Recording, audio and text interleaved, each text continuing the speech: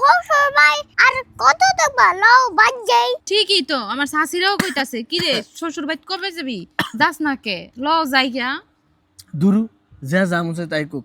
শ্বশুর বাড়ি আইছি এতদিন পরে, মাত্র আইছি 7 দিন ধরে, অহনি জামুকা নাকি? গো এতদিন পরে না তুমি না গত মাসে হইলা। শ্বশুর বাড়ি মধুর হাড়ি। শ্বশুর বাড়িতে আসি কোনো টেনশন নাই, কোনো বাজার ঘাট করার চিন্তা ভাবনা নাই, কোনো টেহা ভাঙ্গার চিন্তা নাই, তখন খাওয়ানোর চিন্তা নাই, আরামে খাইতাছি আর ঘুমাইতাছি।